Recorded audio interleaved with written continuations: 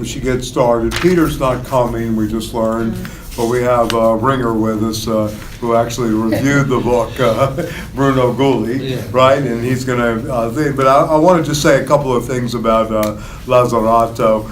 From my reading, in some ways, this is a kind of synthetic attempt about 30-something years, about 35 years, 30 years later, from a course that Deleuze gave in 72, or a seminar, 72 and 73, on money and flow, post-anti-Oedipus capitalism and schizophrenia. So it's a kind of very interesting attempt to look at this, particularly chapter 2. I don't know what you're going to focus on, but chapter 2 is I think a very seminal chapter in this work, the genealogy of debt and the debtor. And this is very much indebted to these lectures of Deleuze and Guattari, just to historicize it and show how it came about.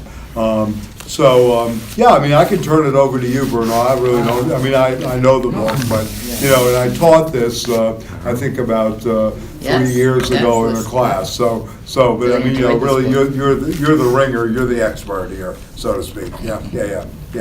And, Okay, you want to?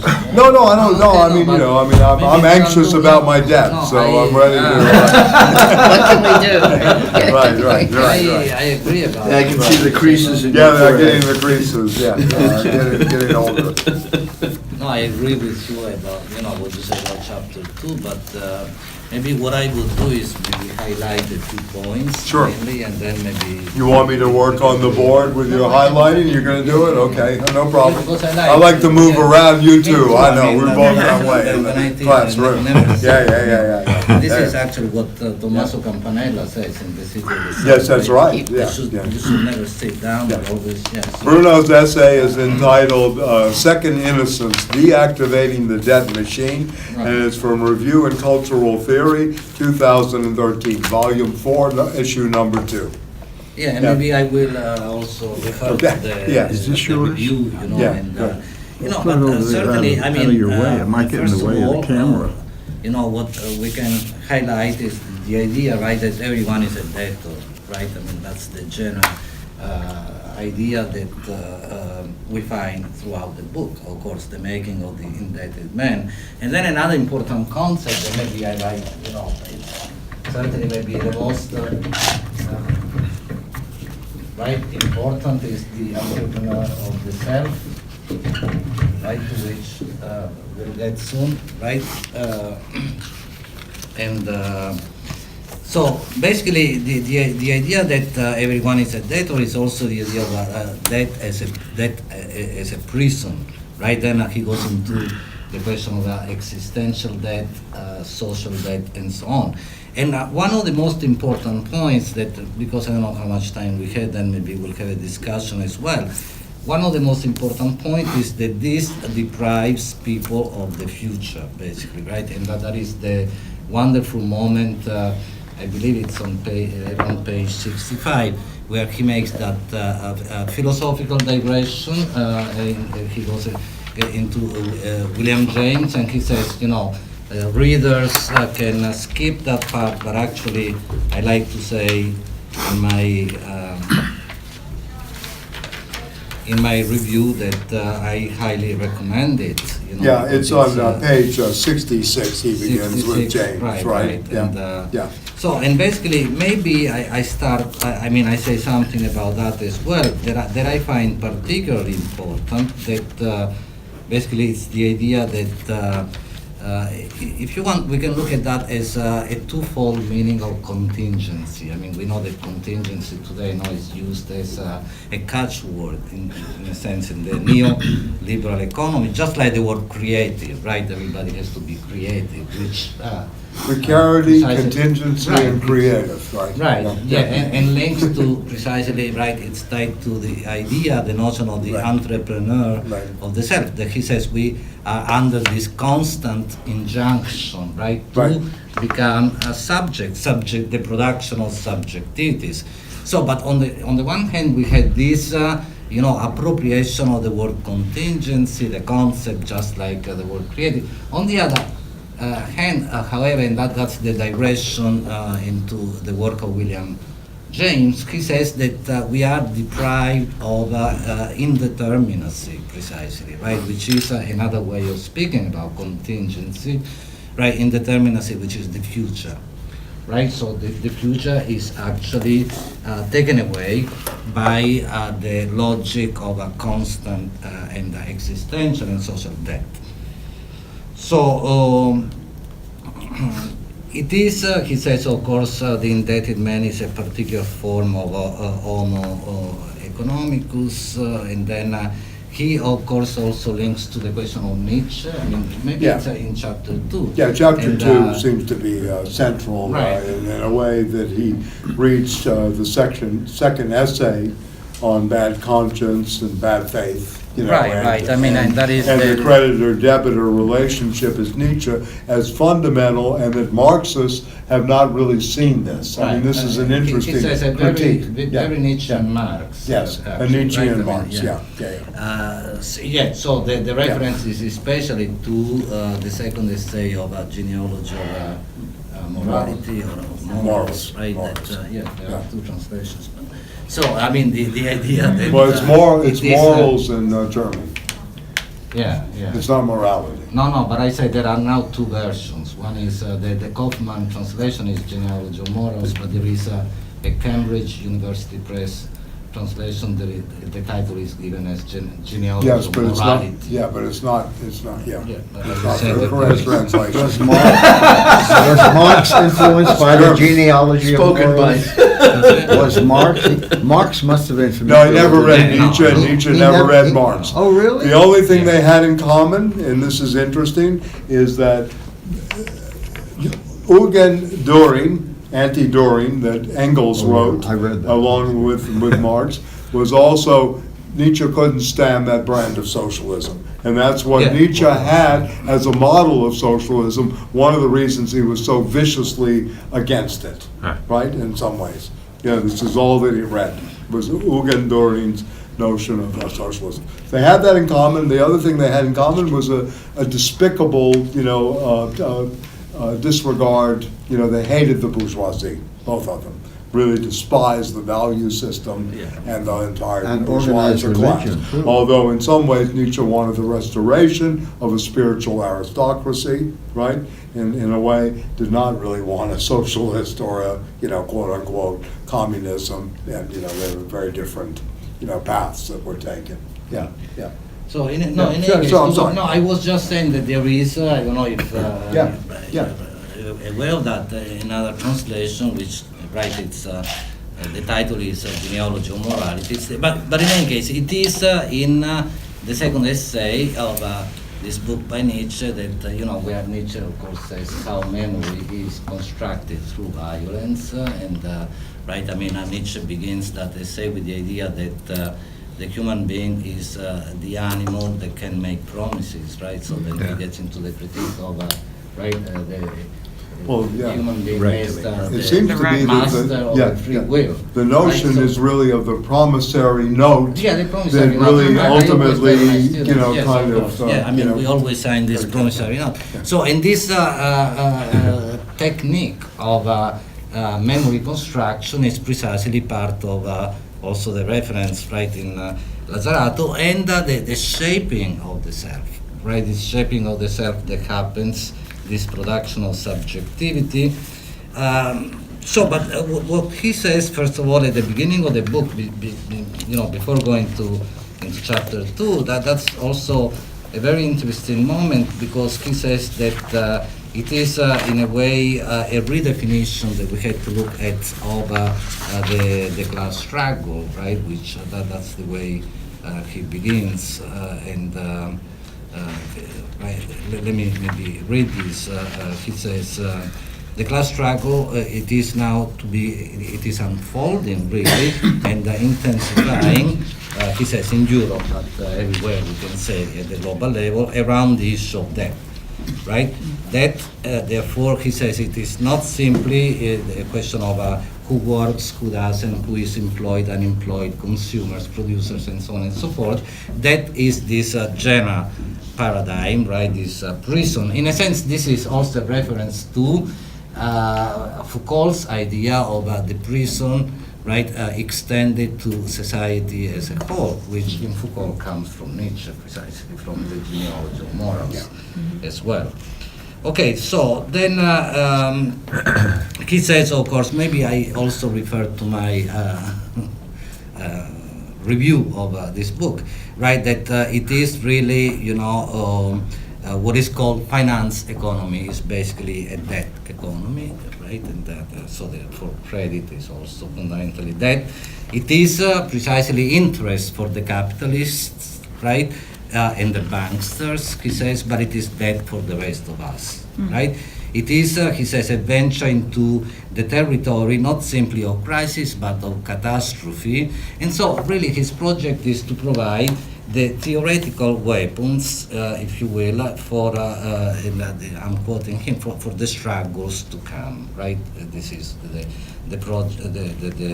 what he tries to do in this book.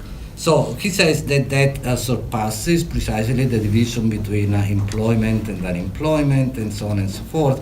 He speaks about the universal creditor, and of course this is money, but money as capital, right? That actually he gives the simple, in a sense, formula that we find in Marx, right? Which is wonderful because it is M that becomes M prime, right? It is money that becomes more money. It is no longer, for Marx, money as money, but money as capital. And although, of course, today we are in the age of the financialization, right, of everything, of daily life and so on, of course, this formula applies to the time in which capital, Marx writes capital, but also to today, right? I mean, to the situation today. The prime, in M prime, the more money is interest, more than it used to be, but it is the same idea, right? I mean, it is precisely this, no? I mean, the M prime is the basis for, it is surplus value is the basis for profit, right? Right. So this is same. Yeah, I was just going to say, I mean, one could extend that formula, that the fourth volume of Capital, that we get, or even going beyond theories of surplus value, the rewriting or the extended writing of Capital would include a new circuit of Capital, which would be the M prime into D, into derivatives. Right. Right, Yes, in a certain way. And it seems to me that a lot of these thinkers are pointing in this direction, even though we don't have a whole theory yet about this. It is sort of developing this way, Yes. where the economy itself is a shell economy, right, in a way, of which has produced, this enormous debtor-creditor relationship. We don't even know who the creditors are at some levels. This is not a face of representation. It is so abstract, right, that we don't really have faces to put on it. I mean, we point to Jeff Bezos and all these CEOs, and we see visibly the billionaire class. But that's really a little part of the story. The holders of the tranche. Yes, right, that's right. So the circuit, a new circuit, I mean, Lazzarato's book, Christian Marazzi, these people are actually starting to move in that direction, and your friend Bob, what's his name in the West Coast that was at Santa Cruz? Meister, in terms of rethinking capitalism, that project too is trying to develop this new formulaics that takes into account the derivative markets and the quote unquote Wall Street constructions since '73, but completely accelerated since the credit debt obligations and the Blythe Masters credit default swaps and all this of the 1990s forward. So we're living in this 20-year, 25-year cycle now of a whole new circuit, if you will, of capital. Yeah, right. yeah. And fundamentally it comes down to the idea that that is precisely universal Right. power relation, as he says. Right. And actually, maybe we can also read the sure, from where he speaks about this formula, the MM prime. He says, this is on page 62, starting from the top line. He says, second, although it takes different forms, commercial, industrial, monetary, and financial, there is only one capital and one valorization process Already in Marx's day, it was absurd to separate a real economy from a supposedly financial economy. The formula for financial capital, that is self-valorizing money, M prime, right, fully captures the logic of capital.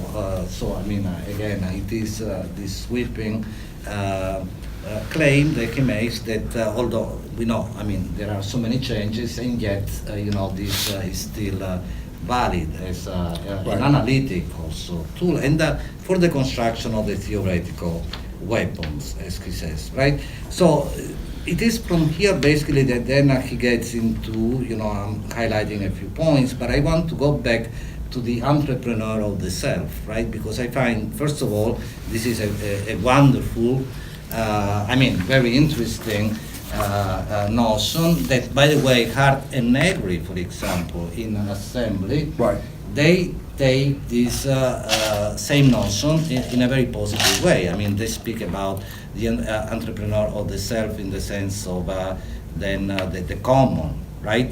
And so they turn this fundamentally, let's say, negative concept, even in Lazzarato, into a positive one, in ways that might be, certainly, debatable. I'm not so sure whether that works. But you can certainly back up in two steps here. You could go to Marx in terms of the associated world of producers, right? To think of it that way vis-a-vis the commons, number one.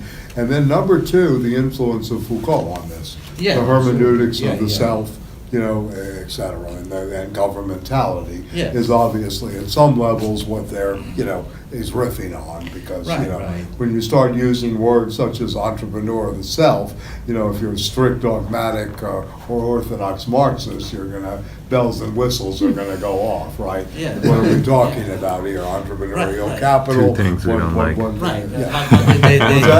Two things we don't like. Right, exactly. Entrepreneurs and capital.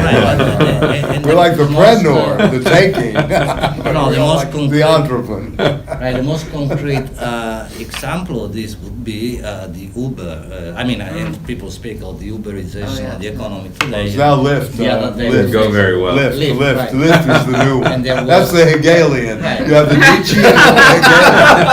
I want you to realize. They're taking it to a higher Listen, I'm telling you. Yeah. You have Uber, the Over, and then the Lyft. Then the Hegelian fire. So what's the Of course, via both then? Uber and Lyft went So to Via's strike, being right? It towards was- death? Which one? Via's Heideggerian then. Via. Oh, yeah, that's the Being Heideggerian. towards yeah. death. There's a group of people that think that Soros is a Hegelian trader, and then the other hedge fund people on the West Coast are Heideggerian, those who play the technology kind. So this is the way they think. And no, I'm not telling you this is true. I'm not saying that Soros has a Hegelian type of approach to speculation, whereas the other people, the hedge fund people that are very immersed in Silicon Valley, that have been working with startups and making fortunes, are much more Heideggerian.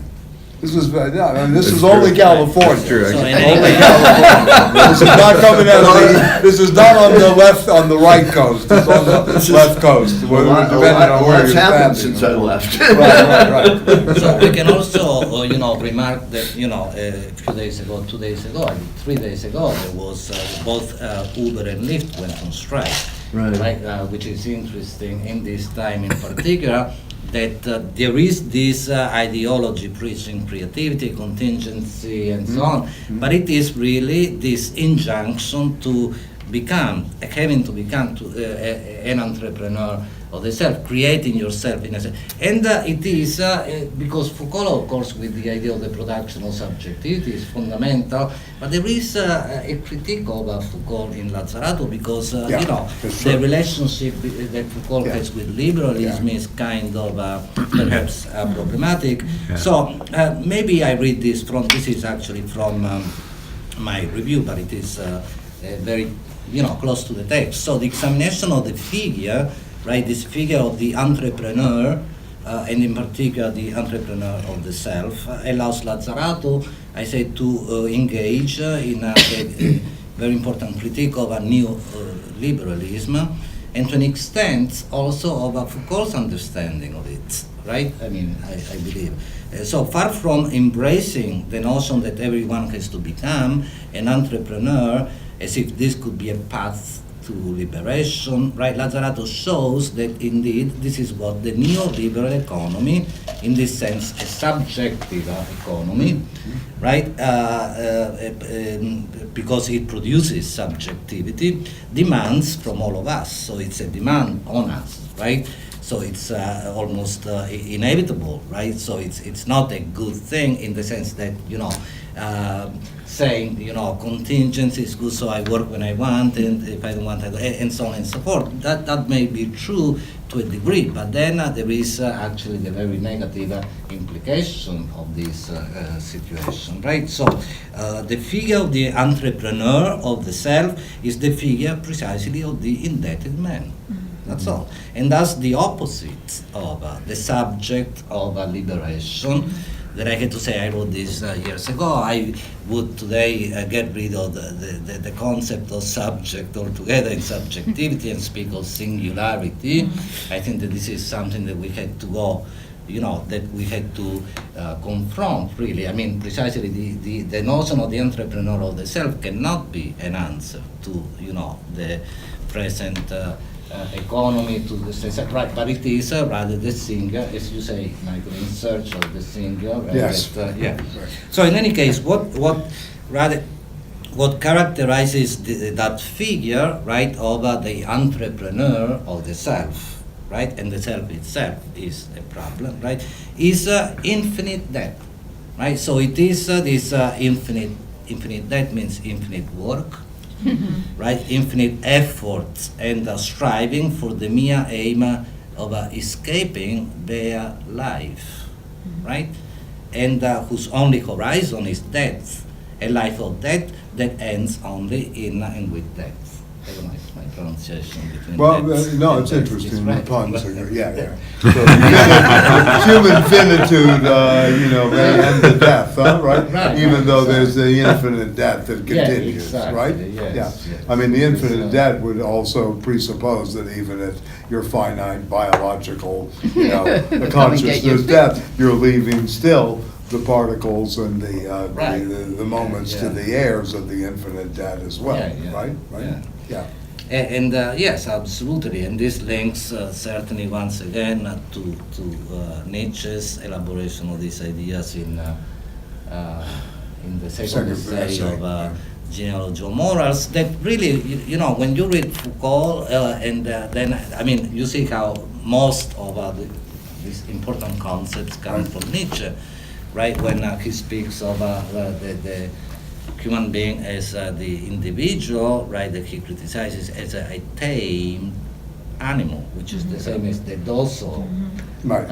body in Foucault, which is really what the entrepreneur of the self is ultimately, right? I mean, docility Yeah. to the point of But again- really the subjective Yeah. fabric of one's Right, own self. but again, in Nietzsche, the taming and the domestication of the wild, of the, Right, right, this is yeah. very much active in this relationship, Yeah. the nemotechne. It is to And produce nemotechne this is- docility yeah. that will domesticate, institutionalize the singular Right, into, right, a very, as Foucault points out, the docile body, the Right, submissive body, not the rebellious body Right, anymore, the body exactly. that is revolutionized at Yeah. all, right?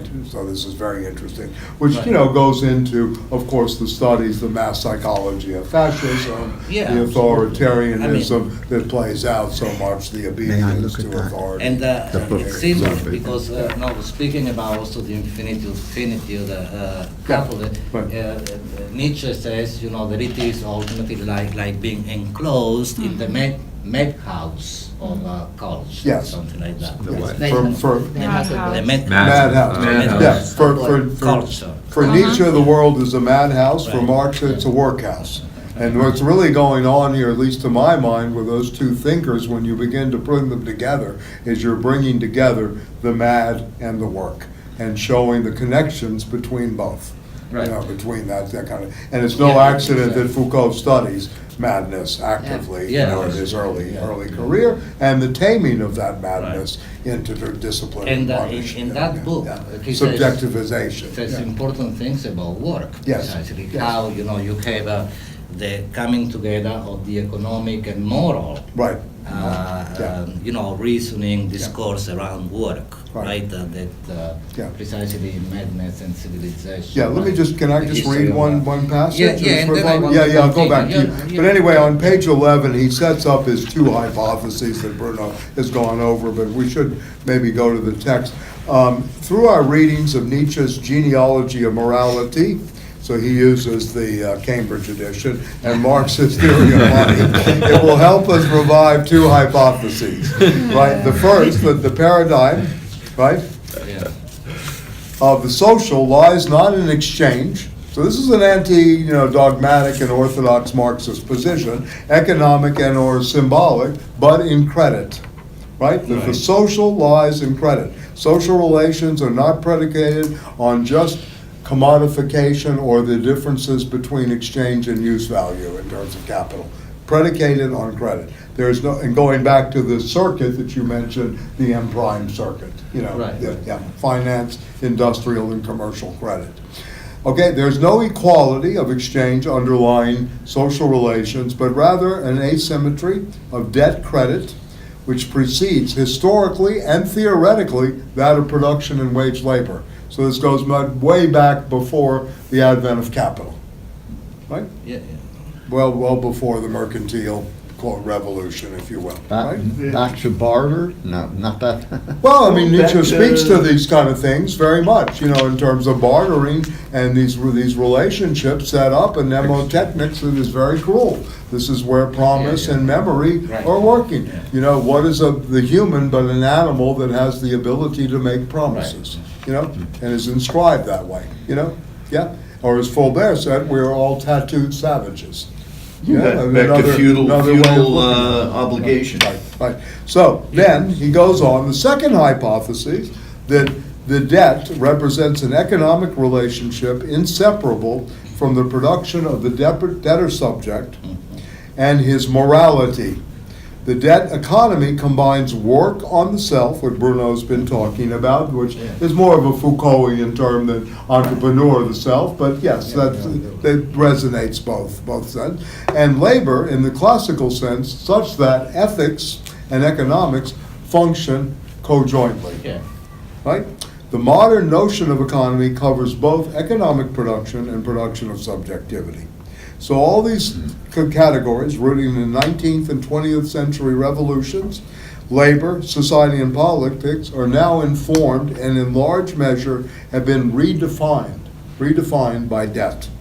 It is therefore necessary to venture into the enemy territory to analyze the debt economy. So anyway, the Yeah. crisis is Yeah, more and likely to that's, and spread. that's So what this he gives you says the that- two working hypotheses of the whole book, right? Right. Yeah, and then because we mentioned already the link to Foucault and certainly then to biopolitics, right? I mean, this Right, is all. right. But it is also insofar as there is this moment of death. Right, I mean, right. a kind of even virtual death, right? With death. Then it is also thanatopolitics. Well, more gosh, Right, you're gauging your death. right. In the so mortgage, life is death on the installment so- plan to so play on it a is, good fascist writer. You know, Right. Louis Ferdinand So- Celine, the Dr. Celine. It is thanatopolitics as Yeah, well, which is thanatopolitics. something that, for example, Agamben also speaks of in right, Homo Sacer, sovereign power and their life, right? You know, biopolitics and right. So this is life, bios, thanatos, death, right? In Greek, right? So the politics of Well, you have bear life too, also, the sort Bear of, life, the yes. animal life and then Yeah. the biological, you know, Right, the right. separation that Yes. you see in Freud Yeah. between instinct Right. and drive. Right, you know, and also because the biopolitics. animal. Right, and biopolitics is precisely the inclusion of a bare life Right, in right. the discourse of logical politics, right? So basically, the need that governments have at the end of the 18th, 19th Right. century with Foucault of right? To control entire populations, the population as such. Right. And it is in this sense that biopolitics also becomes immediately, in a sense, thanatopolitics. Right. And the modern nomos is the concentration camp. Yeah, The exactly. model becomes the camp. Right. That's Yes, the the modern paradigm nomos. of Right, paradigm of postmodernity. right. So this is Agamben. important. Yeah, in Agamben, yes. This is the type of power. I mean, we can say a little about sovereign power too. I mean, we know that Foucault makes. I don't know. I think that sovereign power is there whether we speak about sovereign power itself or disciplinary or pastoral power. It is still a form of a sovereign power, which is always there. So in this sense, and it is certainly for Lazzarato, sovereign power is the power of money as money as capital, money as debt, right? I mean, it is a form of a power that has precisely power over life and death, right? Just almost in the classic sense of sovereign power. So, but ultimately, all this becomes the moral and legal, moral and economic and legal injunction, right? That it's a word that Lazzarato uses to work, to labor. And it's also this injunction to work on the self, which is, I mean, we can talk about that, but I find that particularly important today also because, like I said, the concept of the self is, really problematic in itself. We don't know even if there is such a thing as the self. It's not constructed this way. I want to say that maybe just for a question of staying close to the text, also to an extent, I believe that the first occurrence of entrepreneur of the self is on page 37, where which is the beginning precisely of chapter 2. I agree with you. The genealogy, right? Also in Nietzsche, right, and the Foucauldian word of that and that together. Right, so, and it is here that he speaks of this subjective economy. So the economy itself is given this, and the question of subjective, right, I mean, the question of the production of subjectivity, which is, maybe I recall that as well, I mean, in this word, in the preposition of, many people say, rightly, that, of can be understood as, in an active or passive, let's say, way, production of subjectivity, meaning that power produces us. I mean, as we know, Foucault says power is not only repressive, it is productive. That's one of the innovations, right? Foucault. And, because it engages everybody. I mean, everybody has to proactively participate in the production of themselves, right? But very often we produce ourselves as subjectivities, right? So it is ultimately, right, the results of the logic of power, right? And certainly that works very well in that sense. And then we also can produce ourselves in a different way, in the rebellious way that you were saying before, right? When we rebel, we produce ourselves as still as subjectivities, but as rebellious ones, and so on and so forth. So this preposition of is interesting. There is this ambiguity. Again, I personally prefer the word singularity at this point. It's not a terminological question, but because I believe that subjectivity, subject, and so on, they always fall within one way or the other a paradigm of a subjection, one way or the other, right? And certainly what Lazzarato is saying here too shows that very well, right? The making of the Indebted Man means that we are all, in a sense, to use Althusser's, right, notion of interpellation, we are interpellated, right? We are called upon engaging in the production of our own self, but not as we want. I mean, we can be given the illusion that, like, again, if I'm an Uber driver, I drive when I want, and then and so on and so forth. I had the app, I can, right, deactivate the app, and then be no longer, right? But this is only true to a degree, and it is ultimately an illusion, right? That delusion of contingency, let's say, that takes away the true contingency of life, which is ontological, which is the potency that we have to actually, to use a Spinozian, right, concept, the power to act. We no longer have the power to act, right? Right? Because it is already potency, right? Potential, which is already determined by the logic that really invests us to begin with. Right. I mean, it's a situation of capture already. We are captured within this situation whereby we produce ourselves in a certain way, under the illusion of freedom, but there is no freedom whatsoever anymore. So, I mean, I think that this is really what the making of the Indebted Man, also because between the word making and indebted, there is a contradiction. Right, exactly. And also, I mean, to think of it in terms of the paradox, that it's risk and risk management that produces this, that eliminates the risk of the future. Right. And at the same time, that potential really to act into the future. So the risk management is a controlling, surveilling, right, moment. It's like what he speaks about, Nietzsche in the Genealogy of Morals, to take the bird of the beast of prey, right, or the savage in us in a certain way, and make it into a household pet.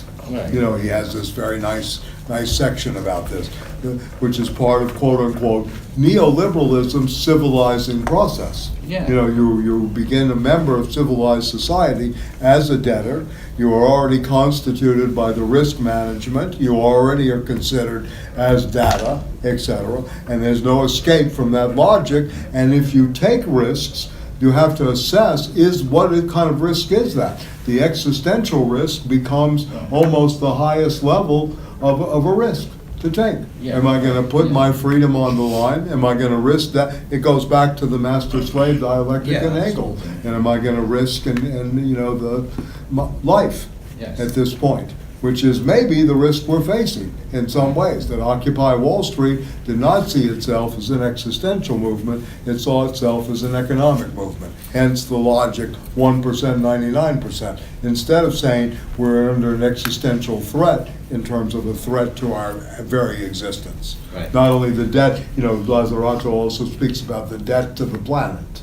Yes. It's another aspect of this. Yeah, please, go ahead. No. I mean, just because the reference to Nietzsche, which is often, it's not, one instance of it is on page 42, the beginning of the second paragraph, where he says that therefore implies subjectivation, right? What Nietzsche calls, in quote, right, is the labor of man on himself, and then again, in quote, a self-torture. This is Nietzsche that put it by. So it is this type of. So there is an. Well, in the ancient Greek, to learn was torture. The notion of pedagogy at some levels, there was that element of torture. I just want to say, that's interesting because it is also, Michael, it's the twofold meaning, if you will, of this. Go ahead, then I continue. It's funny because when I was driving taxi, we would at the taxi garage we would take off for 3 months because the business was slow or something like that, every year, and during the slow season. But we always used to say, the saying was, well, we live for 3 months of the year so we can die for the other 9 months. Right. That's true. Yeah. No, absolutely, and I want you and to about also, 6 other billion people on the planet are thinking that way. Sure. Although we should make distinctions later after we do the philosophy, which of course I love, but what it means to be here, what it means to be in Puerto Rico or Greece or Ireland. Yeah. Forget about the Near East. Yeah. That's bringing absolutely. the class that Nietzsche does. Yeah, although, like I say, I don't know why at the beginning, at the outset of the book, he speaks of a new configuration, if you will, of the class struggle in Europe, but it is global, and then, of course, it applies to a degree differently to each area of the world, to each place. But yes, it is by and large the same type of model that we find also because the neoliberal economy applies everywhere, yes. And any day we could end up there I ourselves. don't know how relevant this is, it might be. In the making of this country, for example, indentured servants Right. among white, forget about the slavery, that was bad enough, but even with a lot of the colonists coming over from England, the mother country, and I guess from other countries too, indentured servitude was a big part of the building of our economy.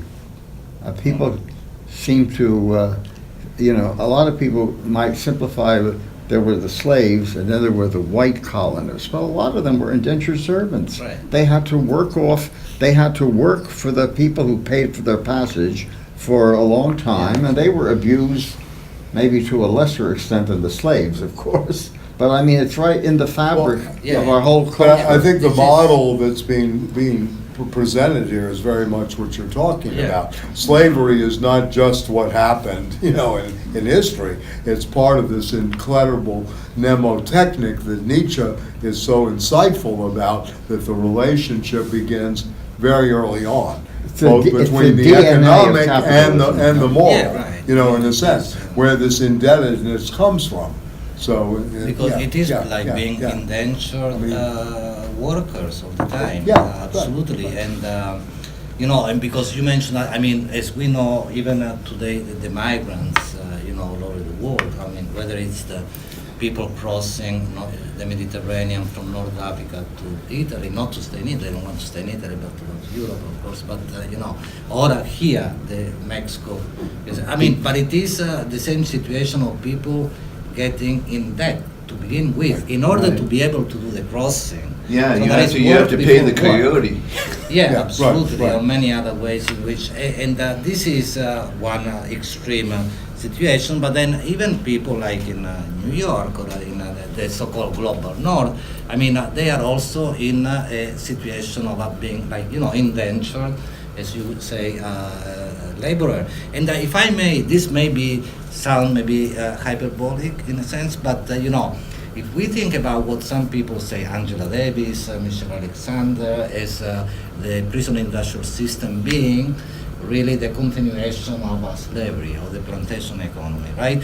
And if we put together this with the idea that the prison is everywhere in Foucault, extended to society, or the camp, right? Bob Dylan. Then Sometimes right. I think this Yeah. is one big prison yard. Right, Some of us are exactly. prisoners, But and then, some of us are guards. right, and then everything. Lord, they laid George Jackson down. I'm sorry. No, but then everything is the telephone, result fell down of the road. a system of slavery at different levels, maybe Yes, of course. institutionally Yeah, of course. different every time, formally different, but it is a way, which is what Marx also says. Well, that, Migrant it is- workers of all types are, especially those coming in from Latin America, that's a definitely form of servitude. I mean, they come with nothing, literally, but I the told clothes you on the their back. acronym And with FEMA that after debt. Katrina was find every Mexican available. Yeah. And then the Mexicans would be paid in cash, and the brothers in the city of New Orleans figure out that immigration would go after these people if they reported that they were being robbed every Friday when they got their cash. So this is, again, how the system is, feeding itself, and one class that should be siding with these workers is actually exploiting them, and how that's forced out. Even Trump hires illegal aliens. Yes. If he can get away with it, right? Right, and in any case, Just in the Not, name, Trump not followed. even, but especially. especially. And Right. this form of servitude, of course, is general. Then there are different right aspects. It manifests itself in more or less Levels, extreme different ways. levels. But and actually, I'm thinking of this book called in English is "Willing Slaves of Capital" by Lordon. Frederick Yeah. Lordon. Yeah, yeah. Which in French the original title is different, but in any case it is, and he doesn't say that anyone is a willing slave. He says that this servitude is always passionate and never really voluntary. But in any case, it is a situation in which everybody is to a different degree, perhaps, captured. Right? And It is this potentially. and potentially, exactly. And I wanted to also go back to the question. I don't, but maybe. Yeah. No. Yeah. You were saying something before we got into this interesting, series of remarks about the question of education also being a form of torture and so on. But I always think, I say that, when I teach as well, discipline, right? I mean, to do, I don't know, martial arts, you need discipline to study and so on. But one thing is the discipline that you choose, let's say, right? Your own subjectivation, if you will. The other is the overimposed discipline, which is the result of a form of sovereign power.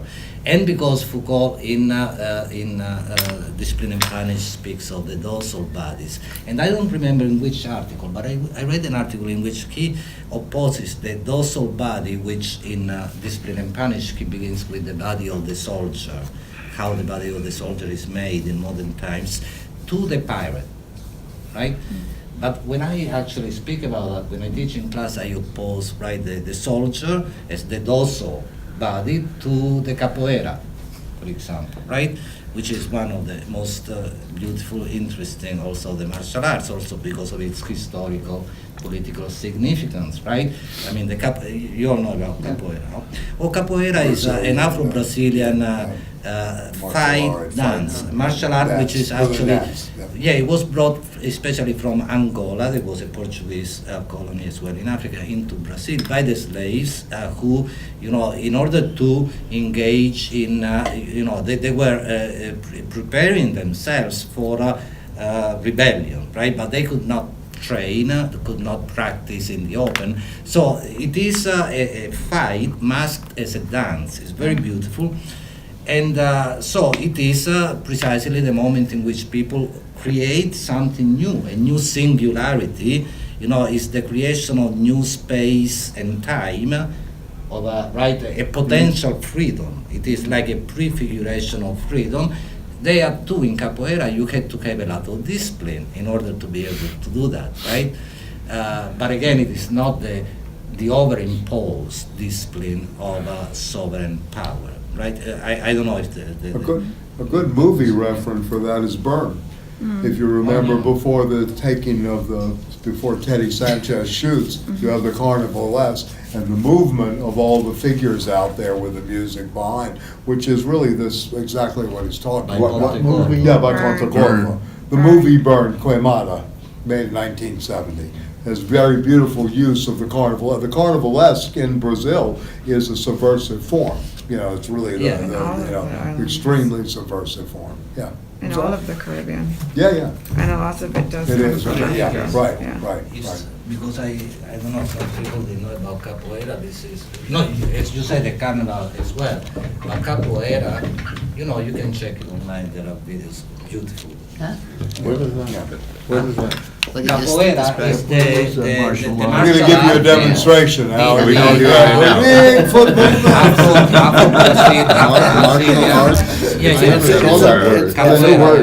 It's an Afro-Brazilian Good practice, yeah. martial art that again was developed by the slaves By the in slaves. Brazil as they were trying to. In classical antiquity, goes back that Brazil. far? No, in colonial language. Colonial. In Brazil. Yeah. I never heard of that. Oh, if Yeah. you It's like Django Unchained by Tarantino, the popular culture version of it, with Jamie Foxx on that one Negro in a million, right, when he tells the slave master, et cetera, that, he had all that training, going on. It's very interesting, yeah. Right. Yeah, I mean, it's one of the nice, but like I say, I always speak about when, I do Foucault, those sort of bodies in class, then, because I think it's really, I mean, any form of martial art or any other discipline, Yeah. right? So, but that's Yeah. the question. So, I mean, if we think about the production of subjectivity in this twofold sense, we see that, I mean, it's not a question of choosing either or. I believe that we are either completely, in a sense, subjected, and we are. or we liberate ourselves. By degrees. Yeah, by degrees and by, of course, Kicks, slow kicks. Yeah, Right. right. By maybe simulating, just like the capoeira, there is Yeah, simulation. yeah, and it is simulation, important to- yeah, yeah. So, but in any case, that's the first. Then there is another occurrence, of course, on page 38. But maybe we went over that. The work on the self again, and.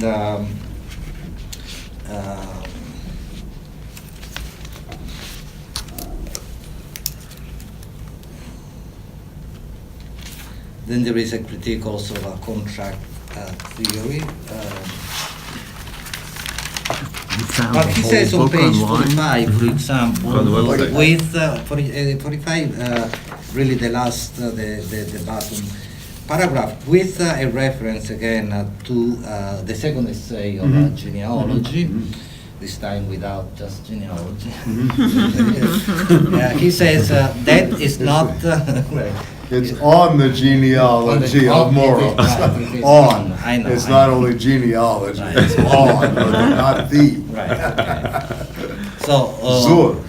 No, I know. Zur, meditation on. So he says that is not only an economic mechanism, it is also a security state technique of a government. You were Right, speaking right. about governmentality, Right. aimed at reducing the uncertainty of the behavior of the governed, right? And this is where the question of contingency, more than coming back, is anticipated because he goes into William James later. But you know, the uncertainty of the behavior of the governed, right, is again that open contingency, that potency, which is ultimately, you know, the ontological way in which people can produce themselves differently. Right. So this is taken away to begin with, right, by by that, right? Because again, one is no longer free to move into the indeterminacy of the future. It is already directed. This right? I mean, the production of one's subjectivity is always already determined and directed by the logic of money, the logic of debt. So, and he goes back to the question of training, by training the governed to promise, right, the word that we saw in Nietzsche, right, to promise to honor their debt, right, in parentheses, capitalism exercises control over the future, right? So this is, I believe, one of the most important moments in Lazzarato is how precisely the future is stolen, taken away from us precisely, and that goes back to Nietzsche's idea of the promise that we make, the promissory note, as you were saying. And so it is, right, what we become is already predetermined somehow. No, I thought you would. No. I mean, you know, a lot of this, it seems to me like, for instance, is already prefigured in the sort of the modern moment of the subject, in a sense, like in the Kantian notion, the categories that already predetermine the forms that we can exist in, right? So isn't it just a sense redefining of those categories in some sense? Like, is that the point of this text, or, you know, or does it change the definitions of? I mean, I don't know if that's my point exactly, but you know, how much further can we go back? Can we put this in terms of the, you know, the narrow definition of the mathematical versus the poetic, for instance? So, but you're saying the Kantian categories in the sense that Which you're is saying that raising he's the bar right, to but- an ontological Yeah, question between right.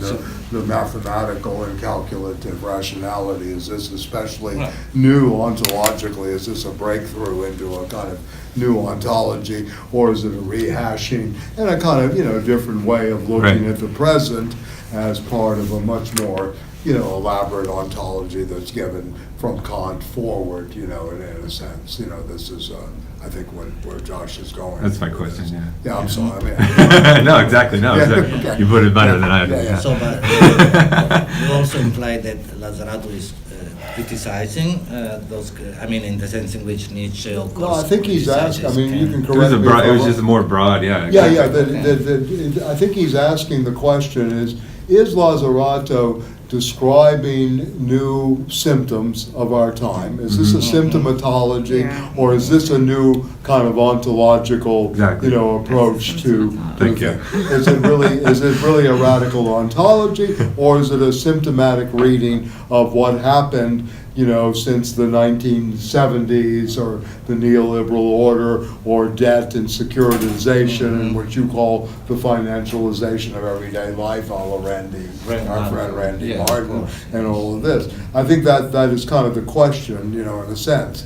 And in a way, have there been other previous times, in a way, Kant would speak, I think, we live in an age of enlightenment, but we don't live in an enlightened age. And is this, again, a kind of, can you repeat that? Is this a repetition of that the future is kind of foreclosed, Right. in a way? And if you look at page 49, this is interesting to me. Debt simply neutralizes time at the top of the page. Time is the creation of new possibilities, that is to say, the raw material of all political, social, or aesthetic change. Debt harnesses and exercises the power of destruction, creation, the power of choice and decision. So I think it's a radical question that Josh is putting out there, in the sense of, is this a kind of new ontology of power? Is the language of biopower, politics, is this new language really, symptomatic? Is it a symptomatic reading? Is it a descriptive vocabulary, which gives us greater tools to analyze, but is it a shift in the ontology of the past, philosophically speaking? Are we really rewriting, that's here, yeah. No, Yeah. but I agree. But since you make that reference to Kant, I was thinking, because of course in Kant there is that interesting, right, subjective term to an extent, right, subjective not in the sense of the singular person and so on, whereby the categories, the so-called Copernican Revolution, right, whereby, it is not the case that our mind, right, conforms to external reality, but the other way around. So by applying the categories, we construct Right. the reality for of experience for us, right? Because the thing in itself, right, will remain beyond, will remain unknown. Yes, I don't know if I also got, but I thought it was interesting because it seems to me that in Lazzarato's analysis, this is done no longer by each singularity and so on and so forth, or by the human as such, but by capital. So it is this M and prime that already constructs the reality within which we are going to be in a situation of capture. I think it's, empirically speaking, just broader and more extensive than ever, of course, but also that it's more obscured in a Marxian sense, or the sense that he's talking about. It's more hidden from people. They don't realize their enslavement as easily as people did before. Yeah, Or is it? because it might be also freedom. because it is sold. This enslavement is sold as creativity. Right. All kinds of Exactly. things, all kinds of Yes, ways. absolutely. That's important. Yeah. So you are going to be right. Your task is to create your own self, although it is already pre-established. The way prefigured, the way it's going to be is already directed by those by applying the categories to begin with. Yes. So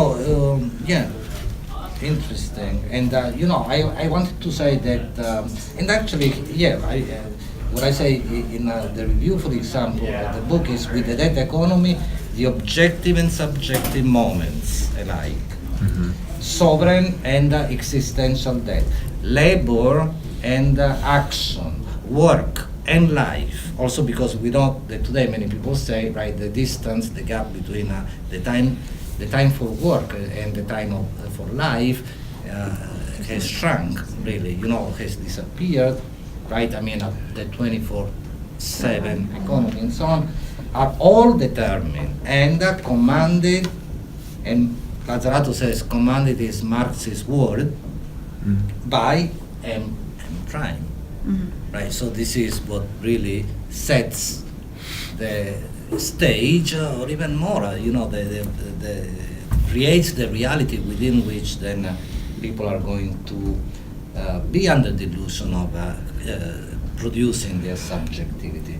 And it is here, if I can say, because then he speaks about infinite debt, that this preemption of the future, the stealing of time, neutralization of time, that there is this very interesting, maybe we should read this, when he goes into James, William James. I don't know why I had the...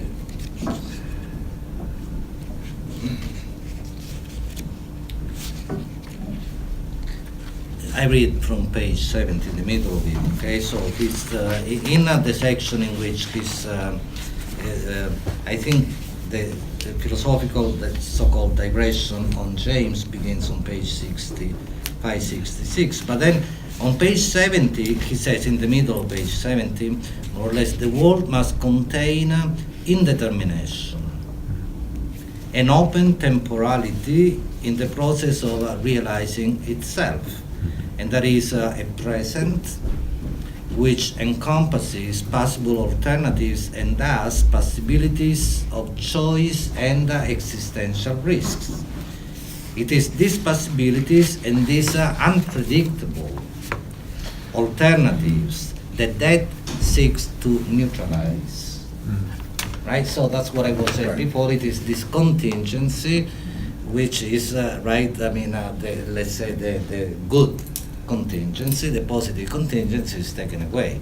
And what is given then to us is instead the contingency of the illusion of, you can work whenever you want, but not having any security. Ultimately this situation of existential insecurity in which everybody finds themselves. And it's interesting because we find this in the age of security. Security becomes another important catchword. I mean, everything, we had to do everything for the sake of security, and increasingly people find themselves in situations of great insecurity. Job security, number one thing that people talk about. I want job security. Right.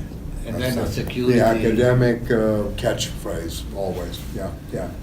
Right. The security principle is an enemy, in a lot of ways. It's really held back any kind of real movement politics, and everybody, And then we have the question of the security in the sense of, state security, right, surveillance capitalism at work, of course. Which that too, then turns everything into insecurity instead for most people. Right, and securitization, everything becomes the paper economy, you're basically dealing with, everything from stock equities and bonds all the way to, now Bitcoin and, this phantom currency thing and, new forms of, new forms of M prime in many ways, you see.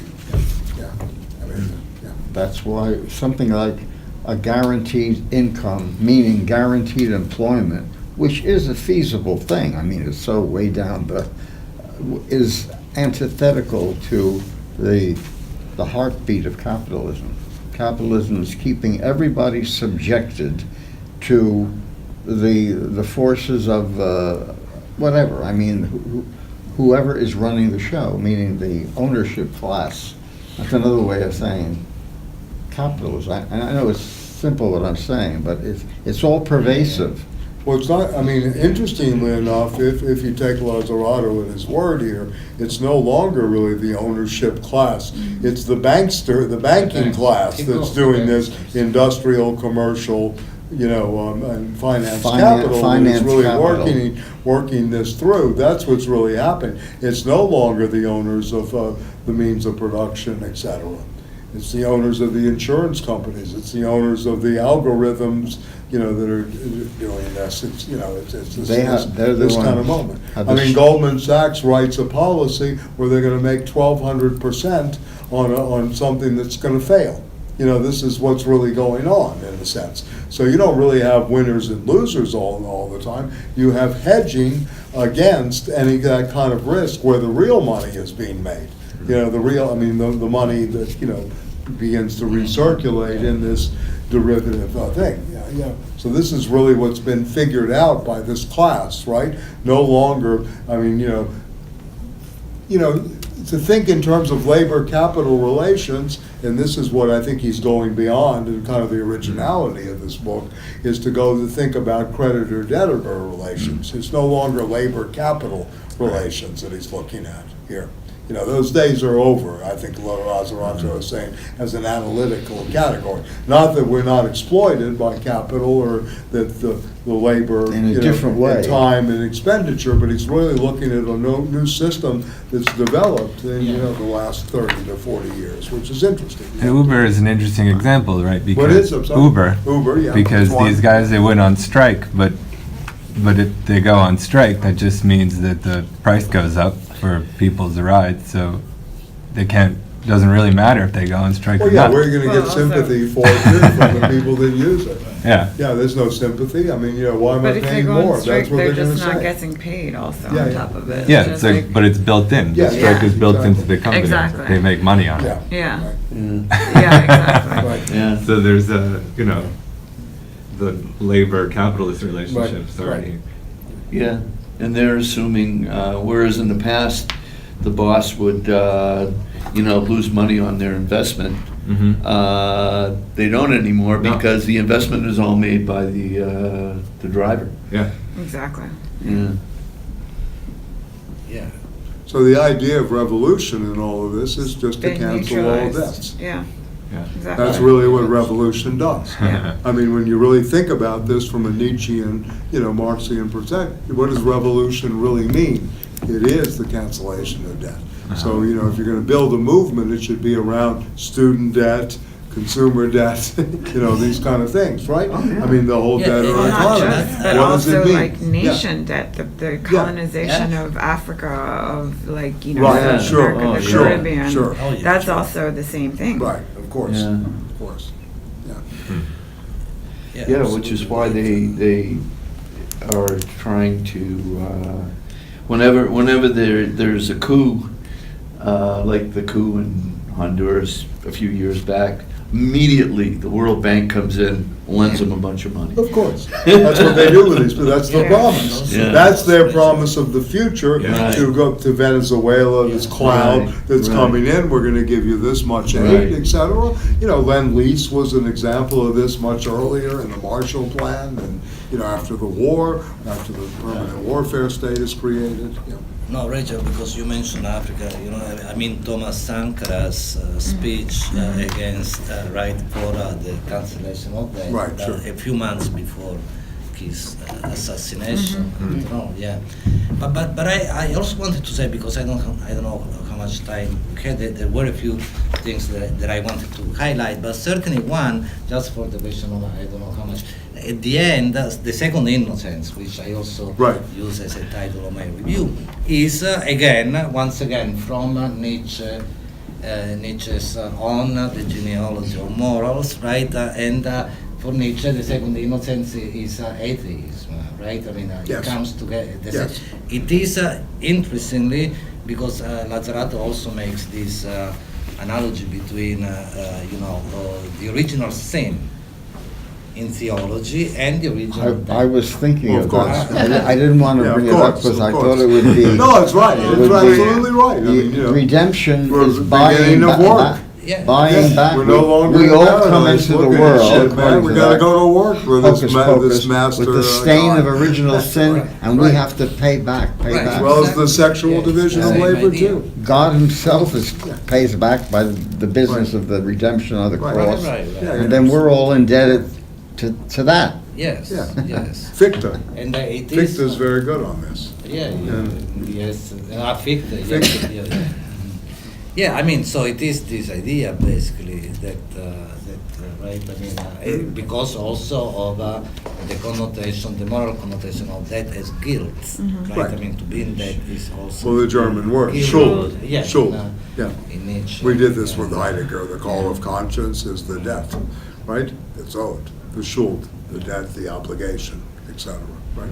Yeah. Right. So, I mean, ultimately, I mean, to go back to one thing that we were talking about, it is this time and therefore the power to act which is reduced or taken away.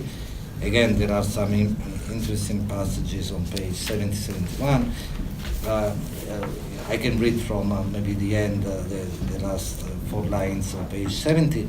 In order to realize the power to act, we need to believe, right, trust in the moving present, the present as possibility, and that is in the world and the new possibilities of life that it holds. The power to act is subordinate to an existential affirmation, right? Affirmation to a yes, which is Nietzschean, again, that expresses a self-positioning. Of course, this is all taken away by the logic of debt, which he says at the end of page 71, the logic of debt is stifling our possibilities for action, right? And if I may, then we go back to other things. There are so many interesting things, but one And thing that making the impossible possible. You read that sentence? I'm sorry, I didn't No, hear you. yeah. Okay, it's very nice Yeah, because you make the impossible possible Right. again, which is of course, Che's great thing, it's, right. yeah. Yes. Yeah. And all power to the imagination, of course, the Yes. slogan, very, very active in May of '68 that we've forgotten. Yes. We don't imagine. We're always burdened by the real or by the debt. Yeah. Yeah. Which was And- why it was so important when, with the crisis of 2008, that the whole system be refinanced and, Right. that nothing, that there wasn't any, that the banks didn't go bankrupt, the debt didn't get canceled. The That- debtors paid or that- kept paid. yeah, that Well, you every- socialize the losses and you Yeah. privatize the profits. Right, And now we're exactly. in the phase on that proposition of where enormous profits are being privatized. It's not being paid back to people. People are Right. paying, I pay more in credit card, I pay my credit card every month, but I pay more in interest than I did pre-2007, 2008, even though my rating is very high. Sure. So really, in a way, this has been passed on to the consumer. None of the Democratic candidates refer to that, do they? They don't refer to Maybe that, Bernie- and maybe secondly of Bernie. all, what the new bill is really about loan sharking, but they still are gonna put a 15%. You have to Pretty high. remember, these credit card companies, I mean, this is just empirical fact, right? They go to the discount window at the Federal Reserve Bank and borrow money for 1 to 2%. And then they go out and loan it to, the worst of the credit, the risks, right? At 37% is the highest, on average, probably about 18 to 19%, and they still can't produce great profits because they're such crummy managers with that kind of profit rate. But that's what they're doing, and that's where the privatization is taking place, in so many ways. So debt jubilee that's called for by, say Richard Dienst and others, now called for by, Hardy Negre, and a lot of people are calling for that. In a way, it would be a great new starting point. Michael Hudson's new book is also calling for this. And as I think he points Yeah. out, the ancients did this all the time. They It's saw in it the much Bible. more I mean, it's in the Old transparently. Testament. How do you do it? And do you free up a new economy that way? You do in a certain way. You eliminate student debt, and there have been papers on this. You begin to make these people, instead of paying it to the stupid banks, right, and all this interest, they're going to go out and spend it on products. It creates a new consumer, flow of capital. Whereas in the other case, it's just basically about creditor-debtor relationships. It has no productivity. Because really, to me, the real question here is, where is the productivity?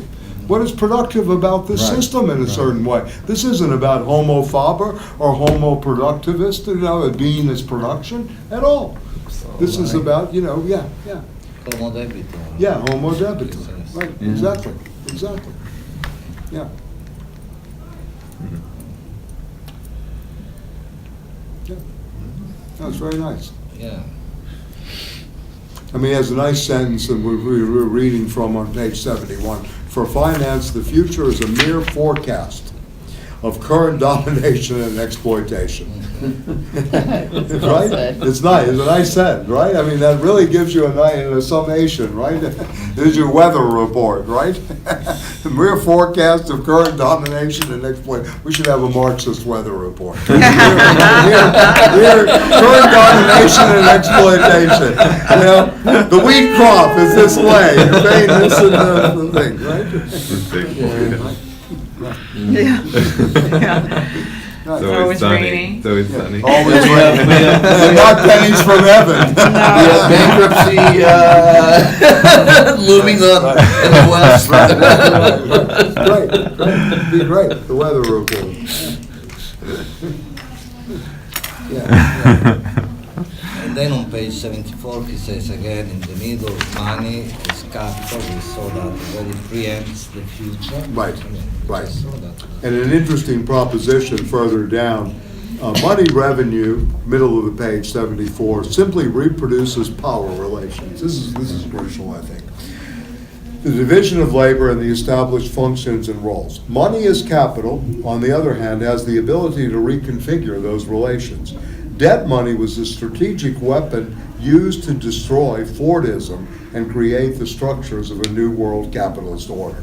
Henceforth, debt finance is no longer a simple convention nor a mere function of the real economy. It represents social capital and the collective capitalist, the common capital of the capitalist class, as Marx and Lenin really knew. Okay?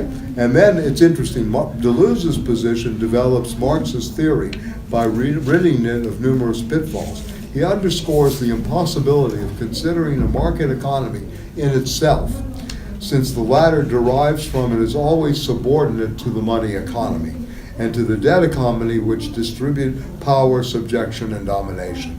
The impossibility of having money originate in the commodity, but also in labor, since money by right and in fact precedes labor, commodities, and exchange. Money organizes them, controls them, and determines how they are distributed. The asymmetry of power, the differentials of power expressed in dead money, hold for every society, primitive, ancient, feudal, and capitalism. A circuit exchange never structures or forms a society. A completely different kind of circuit does, one that has nothing to do with arithmetic. Equal or unequal quantities do not enter into an exchange relation. Quantities of different power do. Quantities of power in the mathematical sense of the word power, different potentialities. I think this is a very interesting moment, in this text, right? Exchange never comes first. So this is an argument, some of us were in the Lukács today. This is an argument against Lukács's privileging of the commodity form and, the first reification in class consciousness. This is also a critique of alienation in some ways, going further back than early alienation. It's very much a Althusser, post-Althusserian, attempt to my mind, yeah. So it's a criticism of Lukács, but not necessarily Marx himself. No. Yeah. If you read Marx carefully, and especially the sections in Volume 3 on fictitious capital, Right. you begin to see He's a so different Marx. prescient. Yeah. Yeah? He's so prescient. Yes, right. Okay. Right. Cool. Yeah. Yeah. Is there praying in there? Is that what that is? It's a prayer meeting? there is a I know, I'm just wondering. No, It says it's prayer room. upstairs. It It's says prayer upstairs. room. I think it is, What actually. is that, a prayer room? I think it is, yes. Yeah, for No, the day it it's is. upstairs. Like a here. Oh, it's upstairs? Yeah. Oh, the microphones? Like Yeah. Oh, okay. at the UN, they used to have a meditation room. at the Yeah. UN. I don't know I if went they- in there once, yeah. What'd you do in there, I did Michael? too. I was just looking to see if we were going to assassinate. I had a friend who used to see the UN plates on cars. He said, I wouldn't put those plates on the car in this day. This was back in the 80s when there was still some force out there. Yeah.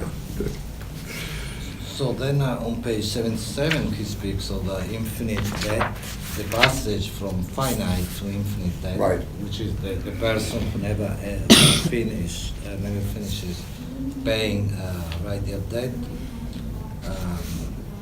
And so that's I like that Christianity stuck us with Oh, the yeah. infinite. Yeah, we got,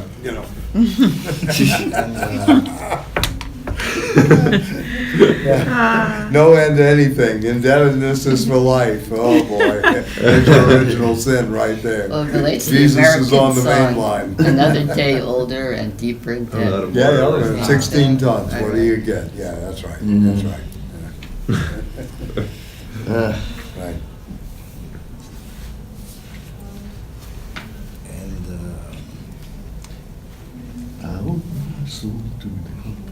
That's right.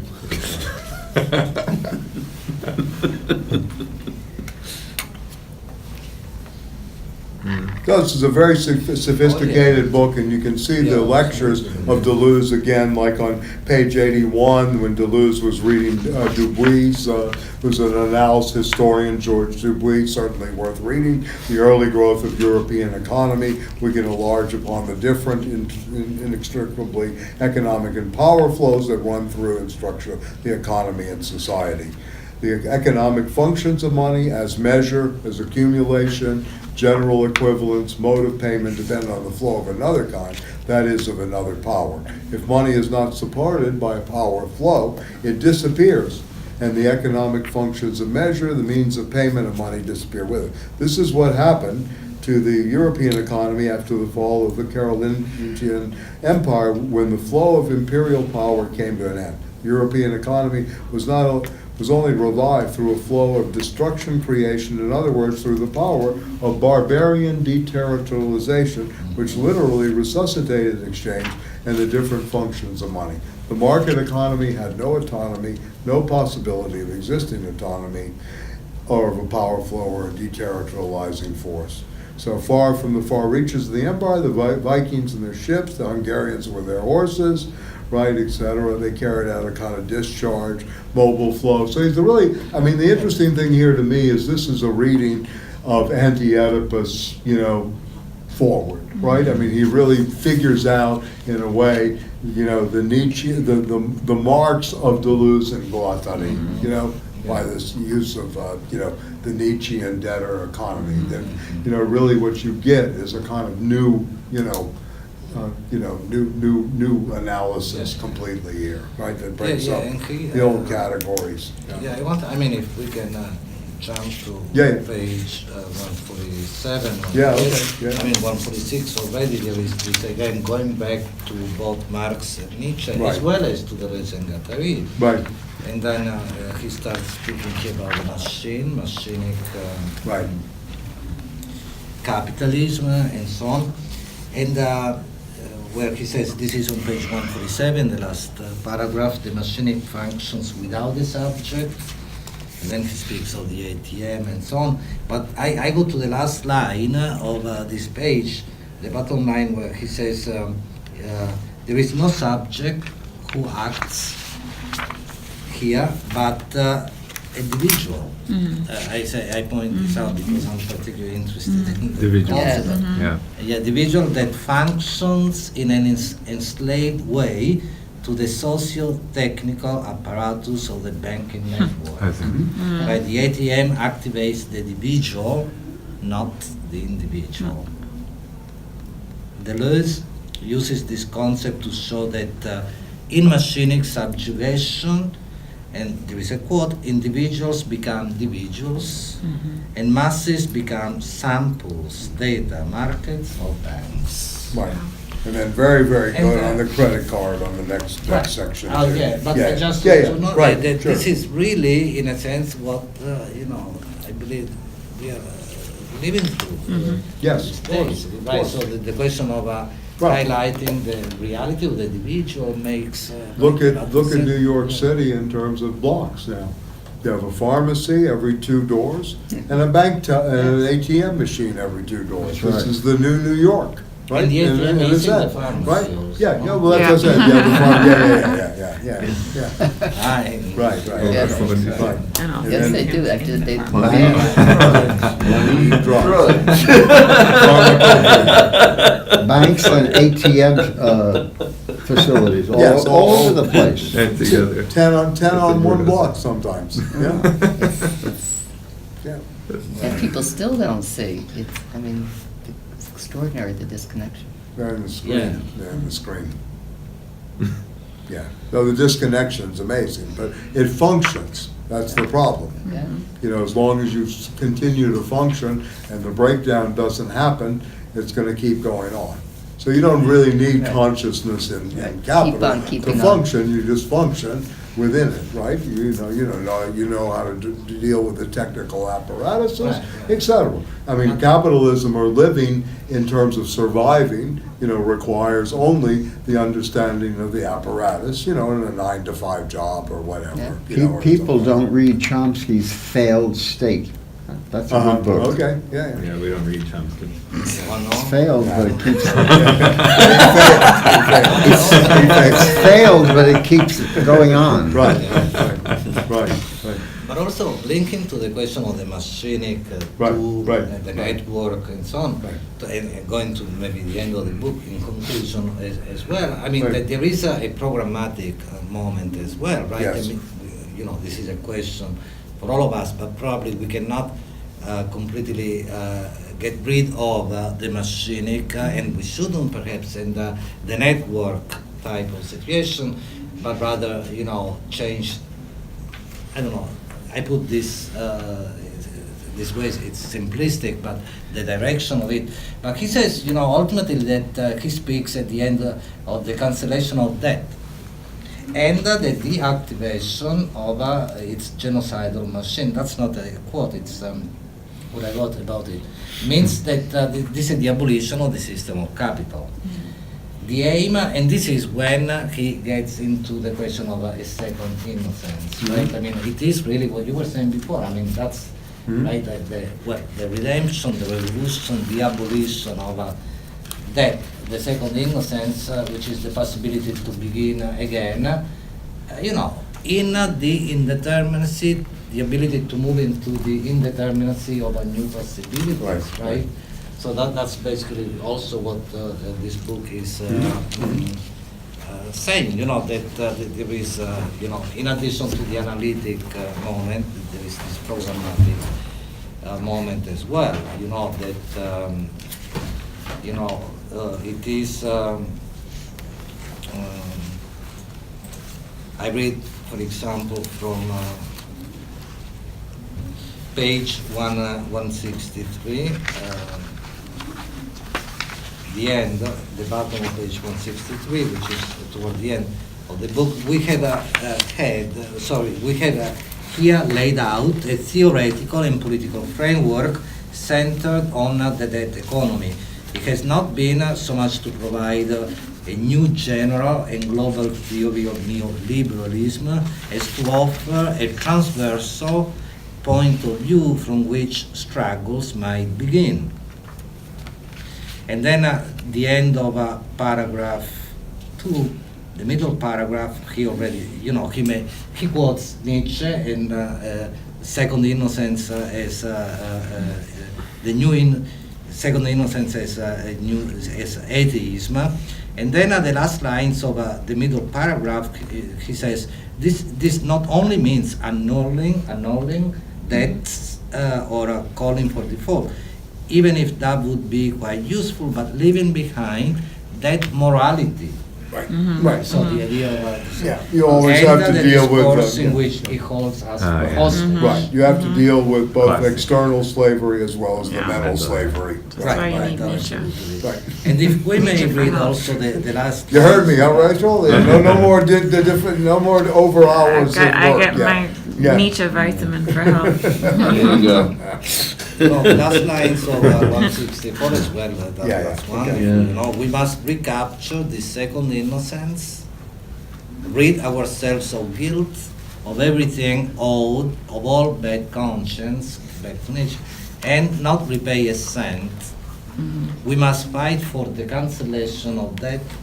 For that, one will recall, is not an economic problem, but an apparatus of power designed not only to impoverish us, but also to bring about catastrophe. Okay. Yeah, no, it's good. Yeah. Remember, he wrote this, I think, in 2011, right? Before think so, Syriza. 2011. Yeah, before, 3 years after the, quote, economic crisis, which was really, in 2006, it just hit the fan, shit hit the fan in 2008. Yeah, I mean, you had Bear Stearns that went down before Lehman Brothers. But and I don't know anything about, was he ever affiliated with either a socialist or communist party? This, Not socialist or communist party per se, but with Pardon? With communists. with communist, yeah, Communist. no, with the, yeah. Communist. Yeah. Used to hang out with Yeah. communists. We don't read people that were not affiliated with communists. It's a working credit. He teaches, but Yeah. He was in Paris. He was a student at the Sorbonne, and he worked with Deleuze and others, and he was there during the high moment because, Paris post '68, especially at Saint Denis, at Paris, was a place of extremely fertile, theory and everything. Everybody was there, and the people that went, the Italians that went, were kind of, baptized once again, not only outside of the Gramscian and the workers' power movements and workerism.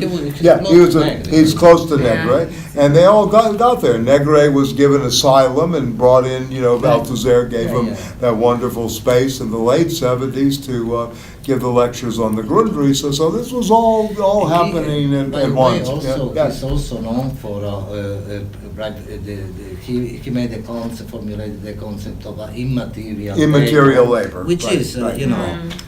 did you ever see this film? I'd like to know what he's thinking now about what's This in going the to happen. film. Because Oh, yeah, it's yeah. so pressing. You saw I it. know, there are Ashford, many yeah. books. I After this, know. I there met were in some other Greece. books as well. The director, I met in Greece. A lot of One it is takes about place the in government of, I don't Athens, remember. around the there. I met her in Greece. I One met is her I'd like at to a know what conference he's in maybe Greece writing many this years year. ago.